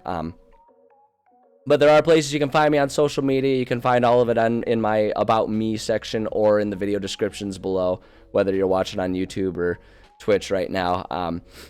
But you can find me on Discord. I've got a Discord server if you like talking about D&D stuff, homebrew stuff, sharing homebrew ideas and all that kind of stuff like that. Get hooked up with the Discord server there. I have a lot of fun seeing the stuff that people give to me, and it's fun to sort of sharing ideas, sharing notes, and all that kind of stuff. And if you just like talking about video games, it's a great place. I also put a lot of announcements about when I'm going live and stuff like that. So Discord's a good place to stay connected. I try to check that pretty regularly to stay connected with everybody. So you got that. You can follow me on Twitter at EnviroStreams. do a lot of notifications about going live and schedule and all that kind of stuff there. So if you want that, and then also just sometimes if I've got like a stupid thought in my head, sometimes I'll put it there. I don't know if you're into that. If you're into that, go for it. I also have my Instagram, Enviroboy Streams. I like to put a lot of little clips of me like training kickboxing or rock climbing and stuff like that there. So if that stuff sounds kind of cool to you and you want to check out what I'm getting up to there, follow me there. And then, you know, as I mentioned, I've got my YouTube. I put all my VODs on YouTube, so they're just there forever. So if you want to see other stuff I've written in the past, like, you know, just other little samplings of what I've worked on, other games that I played and all that kind of stuff, you can check it out there. And heck, if you like watching the stuff, but it's just hard to watch live because of timing issues, then hey, go check them out on YouTube. You know, they're there. They're there for everyone. The last link you'll find is my donation page. If you want to donate so that I can, you know, get things like better cameras or, you know, different stuff to do more writing things and all that stuff, you can. But really, honestly, the support of just people coming in, hanging out, watching, chatting, liking, subscribing, you know, all that stuff, that's the stuff that really means a lot to me. Like, that's, to me, I do this because I love doing it. And so when people are here to share the experience, that's what makes it really fun for me. So just being here is all the support I really need. I appreciate it from each and every one of you special folks. Yeah, that's where you can find me. Those are all the different places you can find me and support me and all that kind of stuff. It is Friday, so this is the last writing stream of the week. I'll be back next week. My usual schedule is, of course, Monday, Tuesday, Thursday, Friday. I usually do 11:30 a.m. to 1:30 p.m. is when I do some writing. And then after that, once my brain's turned to mush and I can't be creative anymore because my brain just can't think about that kind of stuff for that long in a row, then you can, hang out, and that's when we switch over at 1:30 p.m. This is all Eastern time zone. 1:30 is when we switch over to doing some sort of video gaming. So I'll be here next week. If you can't stick around and watch me do some Planet Zoo today, then no problemo. I will be back around next week. So if that's the case, have an awesome weekend. I'll see you next weekend. If you are gonna hang out, then hey, just give me 15 minutes or so to kind of rest up. I'll swap the VOD over. There'll be a hiccup in the stream, but I'll be back.